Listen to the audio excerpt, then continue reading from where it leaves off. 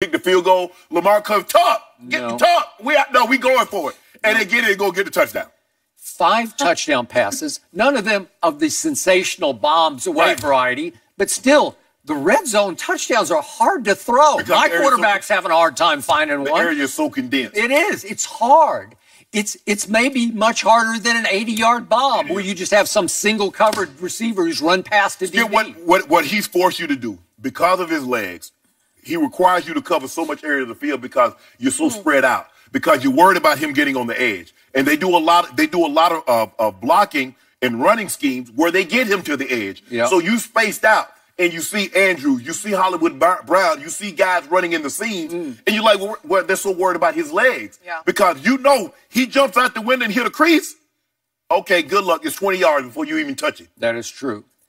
He went 7 for 7 on 3rd down while he was in the game. That's impossible. It's impossible. This is Wade Phillips' defense. You just annihilated it on Monday Night Football. They're littered with first-rounders. Aaron Donald's a first-rounder. Brockers was a first-rounder. Dante Fowler was a first-rounder. Jalen Ramsey's a first-rounder. They got 4 of their 11 starters with first-rounders. And he toyed with them. He made those guys look like, whoever has the worst defense currently in the NFL, that's what he made the Rams look like. And it wasn't even close. That game was never close. Never. Speaking of the Rams, at least my team, the Cowboys, they haven't lost a game 45-6. Are you kidding me? 45. They hadn't played Lamar Jackson. They hadn't played L. Jack yet. Think of who they were last year and the change. Okay, remember, Jameis went in there and destroyed them, right? He put 55 up. 55 on them. So this team in the Super Bowl last year, it's the old Super Bowl loser syndrome. They're 6-5, and they look dead in the water. Yeah. And Jared Goff looks like he got way overpaid. That's how it looks to me, right? And Skip, just watching him and seeing the progression. He's playing with supreme confidence. He's like, right now, nobody can stop me. He's playing like it. And look how his Skip, you talk about how Tom Brady teammates love him. Look at how his teammates love him. How they respond to him. The defense. And, you know, he doesn't carry himself like, I'm the best player or I'm the leader of this team. He acts like he's just one of the guys. Right? Because he knows he's just in his second year. But that team has ignited, because I'm going to remind everybody, they did lose back-to-back games, and Lamar was just okay at Kansas City. He just had a mediocre game by his standards. And then the aberration game of the year is that the Cleveland Browns went to Baltimore and won 40-25. And Lamar wasn't bad in the game. He just wasn't great. It was the turnovers.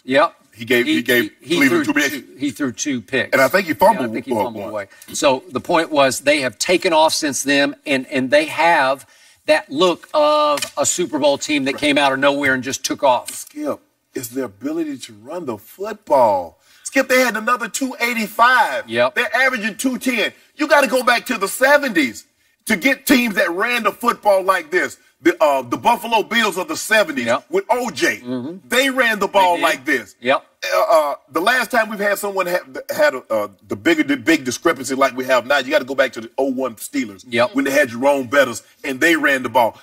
But they didn't throw the ball. They can throw it and they can run it. They can. And people look at his stats. Well, he only threw 169, but they had damn near 300 rushing. Okay. So what does that do, Skip? Your offense over there chilling. If you run the ball like this, your offense ain't seeing the field, but maybe 3 or 4 times. Ravens held the football for 40 minutes to the Rams 20 minutes. That's not fair. Yeah, that's not even. You have the ball 2 to 1 times more. 2 to 1. And you know what it does, Skip? Because you know you're not going to get very many possessions. It put extra pressure because we got to do something. Now you take unnecessary risk. You turn that ball over, guess what? He's on the field for another 8-9 minutes. That is correct. So, as you point out, the Ravens have 285 rushing.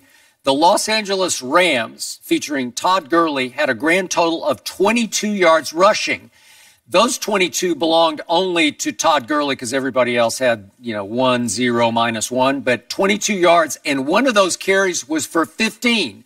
So, on 5 other carries, Todd Gurley went for 7 yards. So, and that would be the total for the Rams. So they had one 15-yard run, and they wound up with a grand total of 22 yards. This is last year's Super Bowl representative from the NFC. Really? Wow. Ooh. When you can run it like that, Skip, let that sink in. Skip, they're 65 clear of the next closest rushing team. 65. So you know. And that's the 49ers whom they're about to play. Okay? That one's going to be fun. Yeah. I mean, when you look at these two teams, you're like, okay, they play. I think the 49ers might have a slightly better defense. But you don't think, Skip, Baltimore Ravens are averaging 35 points a game. The next closest are the 49ers at 30. Yep. You don't think of these two teams as putting that many points on the board, but Lamar has had a 59-point game, a 45-point game, another 40. They hung 40 on Coach Belichick. Yep, they did. Now you don't. So we think the Patriots defense have a historic. They're on pace, to break the Baltimore Ravens scoring record for defense. He toyed with them. And he put it on them. He did.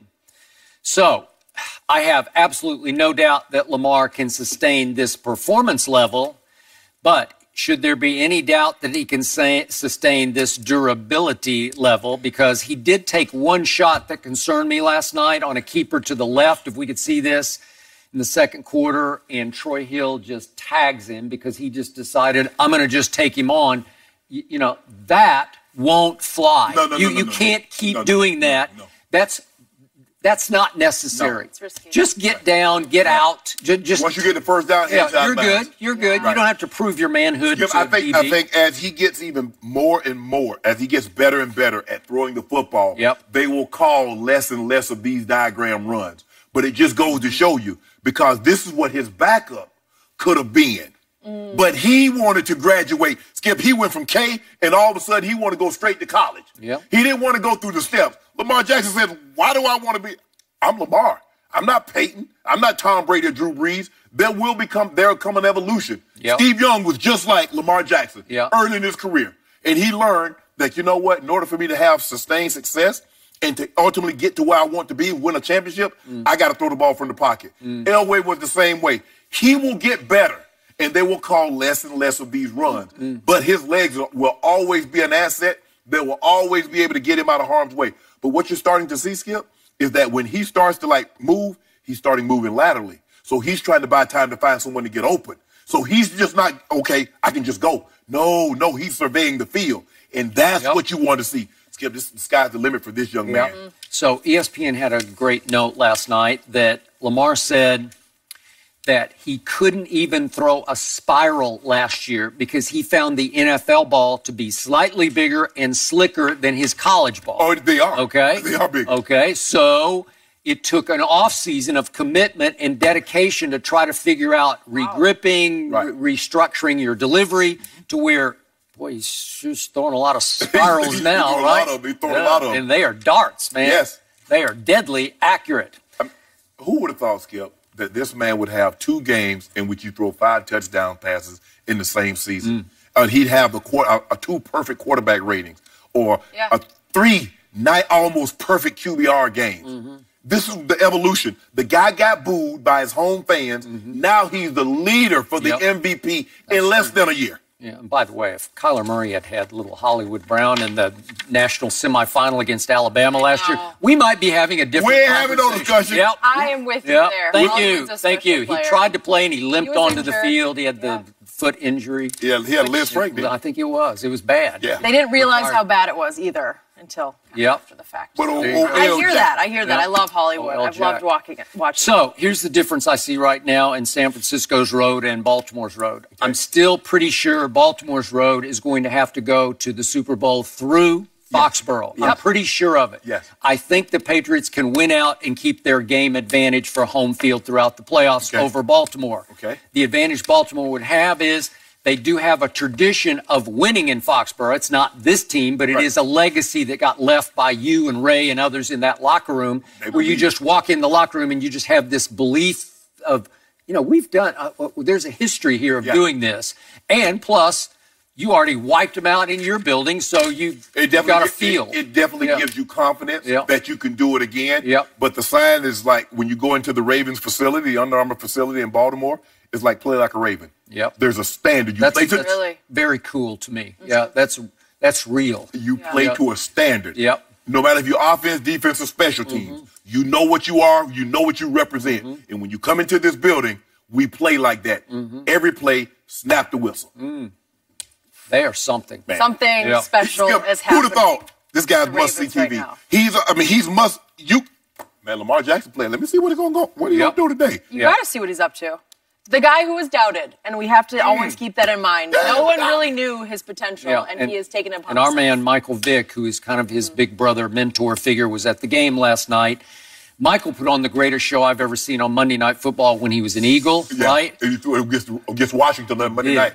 And maybe it was the stats are more spectacular, but on pure performance, I'm afraid his little brother got him last night. Yeah. Jenny, you know who's leading the QBR? And it ain't even close.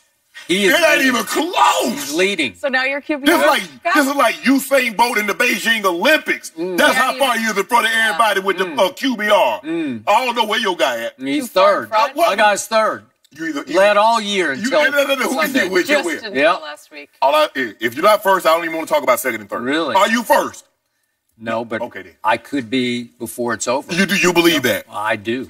You know what? He's got to say that, Shannon. You got to say positive for his team around here. Jack. Considering what Lamar is doing, we do actually have to talk about your guy, Dak. And Jerry Jones, you know, he always has a lot to say. Is he putting the heat on Jason Garrett? What is he saying about the coaching staff? That is next. Don't forget, you can check us out every day on the Fox Sports Channel on Sirius XM. We'll be right back.